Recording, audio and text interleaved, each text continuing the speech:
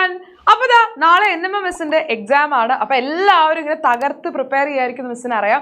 അപ്പോൾ നിങ്ങൾ ചോദിച്ച രണ്ട് ഇമ്പോർട്ടന്റ് ആയിട്ടുള്ള ടോപ്പിക്സ്, നിങ്ങൾക്ക് ഡൗട്ട് ഉണ്ടെന്ന് പറഞ്ഞ രണ്ട് ഇമ്പോർട്ടന്റ് ആയിട്ടുള്ള ടോപ്പിക്സിനെ പറ്റിയിട്ട് ഡിസ്കസ് ചെയ്യാനാണ് ഞാൻ ഇന്ന് വന്നിട്ടുള്ളത്. അപ്പോൾ ഈ ഒരു വീഡിയോ കാണുമ്പോഴേക്കും നിങ്ങൾക്ക് ആ ഒരു കാര്യം എന്ന് പറയുന്നത് ക്ലിയർ ആയിക്കോളൂ കേട്ടോ. യെസ്, അപ്പോൾ അതിൽ ആദ്യത്തെ ടോപ്പിക് ആണ് നമ്മുടെ പ്ലാന്റ് മൂവ്മെന്റ്സ് അഥവാ സസ്യങ്ങളിലെ ചലനം എന്ന് പറയുന്നത്. നമുക്കറിയാം, നമ്മൾ ആനിമൽസ് മൂവ് ചെയ്യുന്നത് പോലെ പ്ലാന്റ്സിന് എന്ത് ചെയ്യാൻ പറ്റില്ല, ഒരു സ്ഥലത്ത് നിന്ന് വേറൊരു സ്ഥലത്തേക്ക് പോകാൻ പറ്റില്ല. എന്നാൽ പോലും പ്ലാന്റ്സിൽ പല രീതിയിലുള്ള ചലനങ്ങൾ അഥവാ മൂവ്മെന്റ്സ് നമുക്ക് കാണാൻ പറ്റും. യെസ്, അതിൽ ആദ്യത്തെ മൂവ്മെന്റ് എന്ന് പറഞ്ഞു കഴിഞ്ഞാൽ ട്രോപ്പിക് മൂവ്മെന്റ്. ആദ്യത്തെ ടൈപ്പ് ഓഫ് മൂവ്മെന്റ് ആണ് ട്രോപ്പിക് മൂവ്മെന്റ് അഥവാ ട്രോപ്പിക ചലനം എന്ന് പറയുന്നത്. അതായത് ഇപ്പോൾ ഒരു എക്സാമ്പിൾ പറയാം. ഇപ്പൊ നമ്മുടെ റൂമിന്റെ അകത്ത് നമ്മൾ ഒരു ചെടി വെച്ച് കഴിഞ്ഞാൽ, ഇപ്പൊ ആ റൂമിന്റെ അകത്ത് നമ്മൾ എന്ത് ചെയ്യുന്നു, ഒരു ചെടി നമ്മളിങ്ങനെ ചട്ടിയിലാക്കിയിട്ട് വെക്കുകയാണ് അല്ലെ. നമ്മളിങ്ങനെ ഒരു ചെടി വളർത്തി കഴിഞ്ഞു കഴിഞ്ഞാൽ എന്ത് സംഭവിക്കും? ഇപ്പൊ ഇവിടെയാണ് സൺലൈറ്റ് എന്നുണ്ടെങ്കിൽ ഈ ചെടി എന്ത് ചെയ്യും, പതുക്കെ ഇങ്ങോട്ട് വളരുന്ന കാണാം. നിങ്ങൾ ഒരു ഇരുട്ടുള്ള ഭാഗത്ത് ഒരു ഇരുട്ടുള്ള ഭാഗത്തേക്ക് വെച്ചാലും വെളിച്ചമുള്ള ഭാഗത്തേക്ക് എന്ത് ചെയ്യുന്നത് കാണാം, ചെടി വളരുന്നത് കാണാം. യെസ്, അപ്പൊ ഇവിടെ നിങ്ങൾ നോക്കിയാൽ കാണാം, ഇവിടെ വെളിച്ചം എന്ന് പറയുന്നത് എന്താണ്? വെളിച്ചം എന്ന് പറയുന്നത് ഒരു സ്റ്റിമുലസ് ആണ്. സ്റ്റിമുലസ് എന്ന് പറഞ്ഞാൽ എന്താ മക്കളെ? ഒരു റെസ്പോൺസ് അഥവാ ഒരു പ്രതികരണം ഉണ്ടാക്കാൻ കഴിവുള്ളത് എന്താണോ അതിനെയാണ് നമ്മൾ സ്റ്റിമുലസ് എന്ന് പറയുന്നത്. ഓക്കെ, ഇപ്പൊ ഒരു എക്സാമ്പിൾ പറയാം. ഇപ്പൊ നമ്മൾ അടുക്കളയിൽ ചെല്ലുന്ന സമയത്ത് നമ്മൾ കുക്കറിൽ പെട്ടെന്ന് ചൂടത്ത് തൊട്ട് കഴിയുമ്പോഴേക്കും നമ്മൾ കൈ വലിക്കും അല്ലെ. അപ്പൊ അവിടെ ചൂട് എന്നുള്ളത് ഒരു സ്റ്റിമുലസ് ആണ്.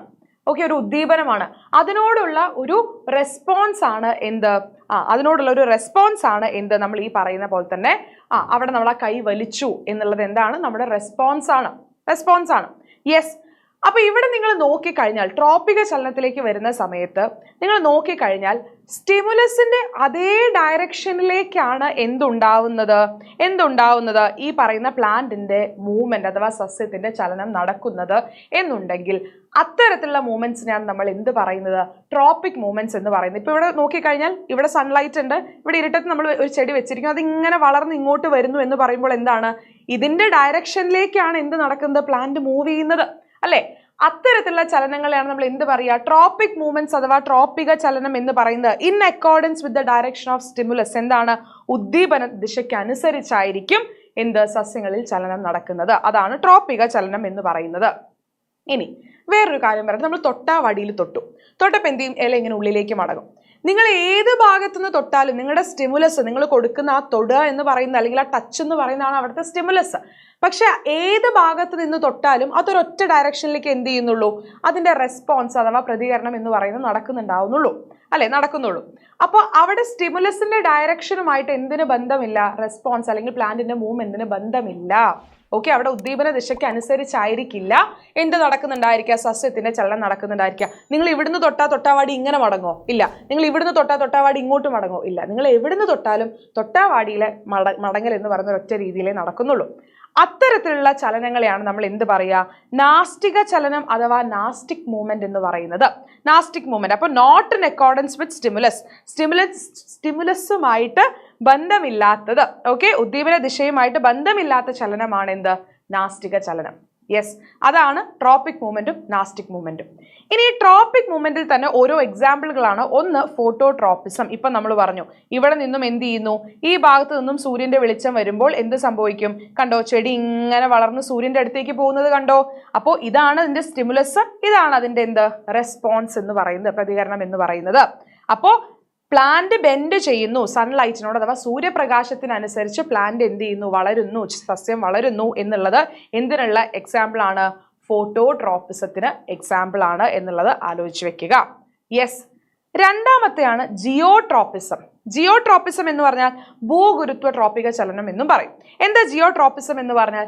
നമുക്ക് അറിയാം, വേരുകൾ എന്ത് ചെയ്യുന്നുണ്ടാവും? എപ്പോഴും മണ്ണിന്റെ അടിയിലേക്ക് അല്ലെങ്കിൽ താഴേക്കാണ് വളരുന്നത് അല്ലെ. താഴേക്കാണ് വളരുന്നത്. അതെന്തുകൊണ്ടാണ്?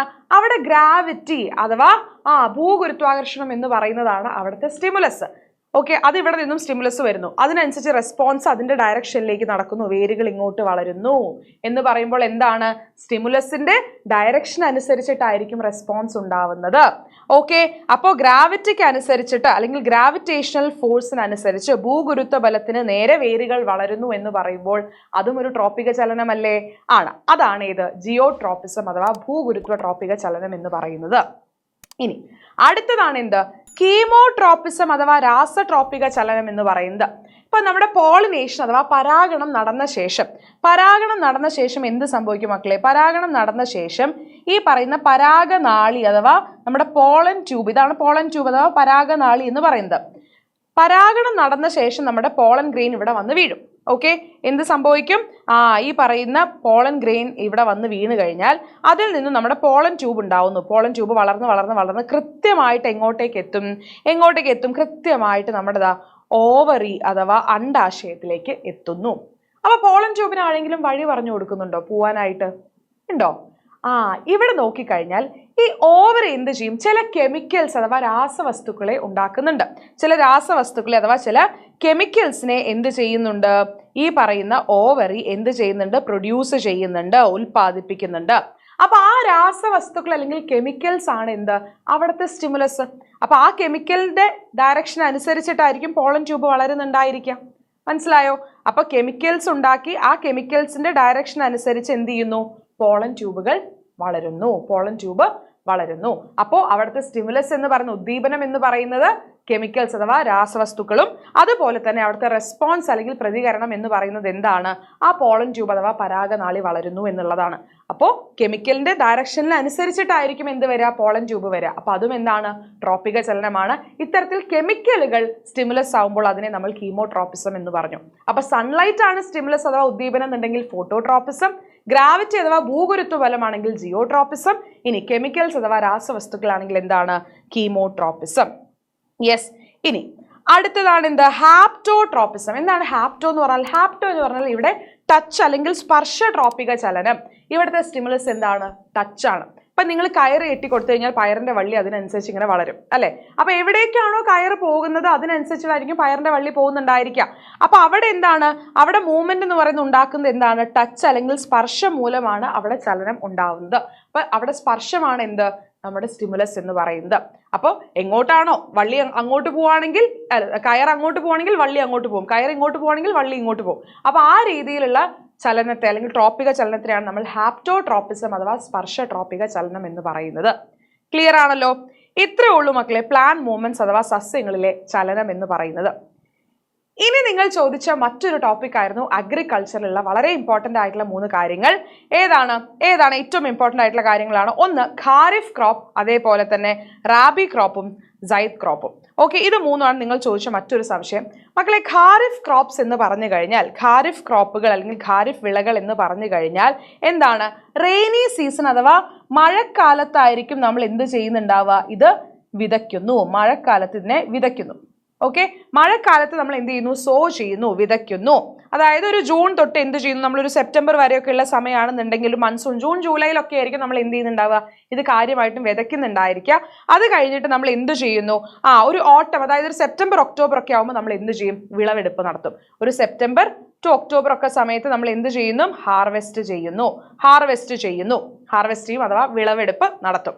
അതാണ് ഇത് ഖാരിഫ് ക്രോപ്പുകൾ എന്ന് പറയുന്നത്. അതായത് നമ്മുടെ ചോളം, അതേപോലെ തന്നെ കോട്ടൺ, പിന്നെ നമ്മുടെ ഗ്രൗണ്ട് നട്ട്, നിലക്കടല, ഇതൊക്കെ എന്താണ്? ഗ്രൗണ്ട് നട്ട് എന്ന് പറയുന്നതൊക്കെ എന്താണ്? നിലക്കടല എന്ന് പറയുന്നതൊക്കെ ഖാരിഫ് ക്രോപ്പുകൾക്ക് അഥവാ ഖാരിഫ് വിളകൾക്ക് എക്സാമ്പിൾ ആണ്. അപ്പൊ മഴക്കാലത്തെ ആശ്രയിച്ചിട്ടുള്ള കൃഷിയാണ് നമ്മൾ എന്ത് പറയാ? ഖാരിഫ് കൃഷി എന്ന് പറയുന്നത്. ജൂൺ ജൂലൈ മാസത്തിൽ നമ്മൾ കൃഷി ആരംഭിച്ചിട്ട് സെപ്റ്റംബർ ഒക്ടോബർ മാസങ്ങളൊക്കെ ആകുമ്പോൾ നമ്മൾ എന്ത് ചെയ്യും? വിളവെടുക്കുന്നു. യെസ്, അതാണ് ഖാരിഫ് ക്രോപ്പ് എന്ന് പറയുന്നത്. അപ്പോൾ മൺസൂൺ ബേസ്ഡ് ആയിട്ട് മഴക്കാലത്തെ ആശ്രയിച്ചിട്ടുള്ളതാണ് ഏത്? ഖാരിഫ്. ഇനി റാബി ക്രോപ്പുകളോ, റാബി വിളകളോ എന്താണ്? വിന്റർ സീസണിൽ, അതായത് ഒരു ഒക്ടോബർ മാസത്തിലോ ഒക്ടോബർ നവംബർ ഒക്കെ ആവുന്ന സമയത്ത്, അതായത് ഫ്രം ഒക്ടോബർ ടു മാർച്ച് എന്ന് പറഞ്ഞാലും നമ്മൾ സോ ചെയ്യുന്നത് ഒക്ടോബർ ടു ഒരു നവംബർ സമയത്ത് നമ്മൾ എന്ത് ചെയ്യുന്നു? നമ്മൾ വിതയ്ക്കുന്നു, സോ ചെയ്യുന്നു. അത് കഴിഞ്ഞ് എപ്പോൾ നമ്മൾ ഹാർവെസ്റ്റ് ചെയ്യും? നമ്മൾ എപ്പോൾ ഹാർവെസ്റ്റ് ചെയ്യും? ഒരു മാർച്ച് ഏപ്രിൽ ആവുന്ന സമയത്ത് നമ്മളിത് ഹാർവെസ്റ്റ് ചെയ്യും അല്ലെങ്കിൽ വിളവെടുപ്പ് നടത്തും. അതാണ് മൊത്തത്തിൽ ഒരു ഒക്ടോബർ ടു മാർച്ച് എന്ന് പറയാനുള്ള കാരണം അതാണ് കേട്ടോ. അതായത് മഞ്ഞുകാലത്തിനെ ആശ്രയിച്ചുകൊണ്ടുള്ള കൃഷിയാണ് ഇത്? റാബി കൃഷി എന്ന് പറഞ്ഞാൽ റാബി ക്രോപ്പുകൾ എന്ന് പറയുന്നത്. അപ്പോൾ ഒക്ടോബർ മാസങ്ങളിലൊക്കെ നമ്മൾ എന്ത് ചെയ്യുന്നു? കൃഷി ആരംഭിക്കും. മാർച്ച് ഏപ്രിൽ മാസങ്ങളിൽ വിളവെടുപ്പ് നടത്തും. അത്തരത്തിലുള്ളതാണ് റാബി ക്രോപ്സ് അല്ലെങ്കിൽ റാബി വിളകൾ എന്ന് പറയുന്നത്. ഇപ്പൊ ഈ പറയുന്ന പോലെ തന്നെ നമ്മുടെ കോളിഫ്ലവർ, അതേപോലെ തന്നെ കൊറിയാണ്ടർ, നമ്മുടെ മല്ലി, അതേപോലെ തന്നെ നമുക്ക് ഇത് പറയാം മസ്റ്റേർഡ്, നമ്മുടെ മസ്റ്റേർഡ് അല്ലെങ്കിൽ കടുകൊക്കെ എന്താണ് ഈ ഒരു സമയത്ത് ഒരു റാബി ക്രോപ്പാണ് മസ്റ്റേർഡ് എന്ന് പറയുന്നത്. അപ്പൊ മഞ്ഞുകാലത്തെ ആശ്രയിച്ചുകൊണ്ടുള്ളത്, അതായത് മഞ്ഞുകാലത്തെ ആശ്രയിക്കുന്നു എന്ന് പറയുമ്പോൾ ആ വിളക്ക് അല്ലെങ്കിൽ ആ ക്രോപ്പിന് മഞ്ഞ് കിട്ടണം അല്ലെങ്കിൽ തണുപ്പ് കിട്ടണം. ഇപ്പൊ മഴക്കാലത്തെ ആശ്രയിക്കുന്നു എന്ന് പറയുമ്പോൾ നന്നായിട്ട് വെള്ളം കിട്ടണം, മഞ്ഞുകാലത്തെ ആശ്രയിക്കുന്നു എന്ന് പറയുമ്പോൾ നന്നായിട്ട് മഞ്ഞ് അല്ലെങ്കിൽ തണുപ്പ് കിട്ടേണ്ടതാണ്. ഇനി സൈദ് ക്രോപ്പ് എന്ന് പറഞ്ഞാലോ, സൈദ് ക്രോപ്പ് എന്ന് പറഞ്ഞാൽ എന്താണ്? അടുത്തത് ഇനി ഏതാ നമുക്ക് ബാക്കിയുള്ളത്? Summer season. മഴക്കാലവും കഴിഞ്ഞു, വിന്റർ അല്ലേ, മഞ്ഞുകാലവും കഴിഞ്ഞു. ഇനി ഏതാണ്? ഇനി നമുക്ക് സമ്മർ സീസൺ ആണുള്ളത് അല്ലെ. സമ്മർ സീസൺ അതായത് വേനൽക്കാലമാണുള്ളത്. അപ്പൊ വേനൽക്കാല വിള രീതിയാണ് എന്ത്? സൈദ് ക്രോപ്പ് എന്ന് പറയുന്നത്. അതായത് നമ്മൾ ഈ പറയുന്ന പോലെ തന്നെ ഒരു സമ്മർ, അതായത് സമ്മർ സീസണിൽ ഒരു മാർച്ച് ടു ജൂണിന്റെ ഉള്ളിലാണ് ആയിരിക്കും നമ്മൾ എന്ത് ചെയ്യുന്നുണ്ടായിരിക്കുക? സോ ചെയ്യുന്നുണ്ടായിരിക്കുക, നമ്മൾ വിതയ്ക്കുന്നുണ്ടായിരിക്കുക. അത് കഴിഞ്ഞിട്ട് നമ്മൾ എപ്പോഴാണ് ഇതിനെ ഹാർവെസ്റ്റ് ചെയ്യുന്നത്?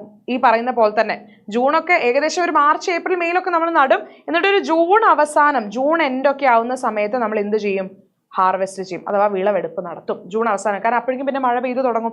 യെസ്, അപ്പോൾ ഒരു ജൂൺ അവസാനമൊക്കെ ആവുന്ന സമയത്ത് തന്നെ ഒരു എന്താ പറയുക, മഴ പെയ്തു തുടങ്ങുന്നതിന് മുമ്പായിട്ട് നമ്മൾ എന്ത് ചെയ്യുന്നു? നമ്മൾ ഇതിന്റെ വിളവെടുപ്പ് അല്ലെങ്കിൽ ഹാർവെസ്റ്റിംഗ് നടത്തുന്നു. അപ്പൊ കാര്യമായിട്ട് ഈ പറയുന്ന പോലെ തന്നെ പച്ചക്കറികളും പഴവർഗ്ഗങ്ങളും ഒക്കെ ആയിരിക്കും നമ്മൾ എന്ത് ചെയ്യുന്നുണ്ടാവുക ഈ ഒരു സമയത്ത്. പച്ചക്കറികളും പഴങ്ങളൊക്കെ ആയിരിക്കും നമ്മൾ കൂടുതലും ഈ ഒരു മാർച്ച് ആ ഒരു സമയത്ത് നമ്മൾ കൃഷി ചെയ്യുന്നുണ്ടായിരിക്കുക. ഇപ്പൊ തക്കാളി, അതേപോലെ തന്നെ കുക്കമ്പർ, അതേപോലെ തന്നെ നമ്മുടെ കയ്പയ്ക്ക, ബിറ്റർ ഗോഡ് ഒക്കെ നമ്മൾ എപ്പോഴാണ് ചെയ്യുന്നുണ്ടാവുക? ഈ ഒരു സമയത്തായിരിക്കും. അപ്പൊ ഇതാണ് എന്ത്? റാബി, അതേപോലെ തന്നെ സൈദ് ആൻഡ് ഖാരിഫ്. ഖാരിഫ് എന്ന് പറഞ്ഞാൽ മഴക്കാലത്തെ ആശ്രയിച്ച്, റാബി എന്ന് പറഞ്ഞു കഴിഞ്ഞാൽ മഞ്ഞുകാലത്തെ ആശ്രയിച്ച്, സൈദ് ക്രോപ്പ് എന്ന് പറഞ്ഞു കഴിഞ്ഞാൽ വേനൽക്കാലത്തെ ആശ്രയിച്ചുകൊണ്ട്. അപ്പൊ ഇത് മൂന്നും മനസ്സിലാക്കി വെക്കുക, ഇതിന്റെ എക്സാമ്പിൾസും ഓർത്ത് വെക്കാം. യെസ്, അപ്പൊ ഇതായിരുന്നു മക്കളെ നിങ്ങൾ ചോദിച്ചിട്ടുള്ള ഇമ്പോർട്ടൻ്റ് ആയിട്ടുള്ള ടോപ്പിക് എന്ന് പറയുന്നത്. അപ്പോൾ അങ്ങനെയാണെന്നുണ്ടെങ്കിൽ നിങ്ങൾക്ക് ഈ ഒരു ടോപ്പിക് മനസ്സിലായി എന്ന് വിചാരിക്കുന്നു. ഈ 2 ടോപ്പിക്സ് നിങ്ങൾക്ക് ക്ലിയർ ആയി എന്ന് വിചാരിക്കുന്നു. അപ്പോൾ ഒട്ടും ടെൻഷൻ അടിക്കേണ്ട, വളരെ കോൺഫിഡൻ്റ് ആയിട്ട് തന്നെ എന്ത് ചെയ്യുക, നമ്മൾ പരീക്ഷയ്ക്ക് പോകുന്നു. നമ്മൾ പഠിച്ചിട്ടുണ്ട്, ഇനി കൂടുതൽ ടെൻഷനോ കാര്യങ്ങളോ ഒന്നും വേണ്ട, നമ്മൾ കാര്യങ്ങളൊക്കെ പഠിച്ചിട്ടുണ്ട്. അപ്പോൾ നമുക്ക് എന്ത് ചെയ്യാം, എക്സാം നല്ല അടിപൊളിയായിട്ട് കോൺഫിഡൻ്റ് ആയിട്ട് പോയി എഴുതാം. എന്തായാലും നമുക്ക് നല്ല മാർക്ക് സ്കോർ ചെയ്യാൻ പറ്റും, സ്കോളർഷിപ്പ് നേടിയെടുക്കാനും പറ്റും, ഒരു ടെൻഷനും വേണ്ട. അപ്പോൾ ഈ ഒരു വീഡിയോ എൻ്റെ മക്കൾക്ക് എല്ലാവർക്കും ഇഷ്ടപ്പെട്ടു എന്നുണ്ടെങ്കിൽ ലൈക്ക് ചെയ്യുക. പിന്നെ ഈ ഒരു കാര്യം സംശയമുള്ള നിങ്ങളുടെ കുറേ ഫ്രണ്ട്സ് ഉണ്ടാവും, നിങ്ങളുടെ ഫ്രണ്ട്സിനൊക്കെ പലർക്കും സംശയമുള്ള ഒരു ടോപ്പിക്കാണിത്. അപ്പോൾ എല്ലാവർക്കും എന്ത് ചെയ്യുക, ഒന്ന് ഷെയർ ചെയ്ത് കൊടുക്കുക. ഇനി ഇതേപോലെ കുറേ കാര്യങ്ങൾ NMMS കഴിഞ്ഞാലും നമ്മുടെ എക്സാമുമായി ബന്ധപ്പെട്ട കാര്യങ്ങളൊക്കെ നമുക്ക് വരുന്നുണ്ടായിരിക്കും. അപ്പോൾ എന്ത് ചെയ്യണം, നിങ്ങൾ ചാനൽ സബ്സ്ക്രൈബ് ചെയ്ത് വെക്കുകയും വേണം. ഒരുപാട് ഇമ്പോർട്ടൻ്റ് ആയിട്ടുള്ള നോട്ടിഫിക്കേഷൻസ് നിങ്ങളിലേക്ക് എത്തുന്നതായിരിക്കും കേട്ടോ. അപ്പോൾ അങ്ങനെയാണെന്നുണ്ടെങ്കിൽ അടുത്തൊരു വീഡിയോയിൽ കാണാം. Till then bye bye and all the best.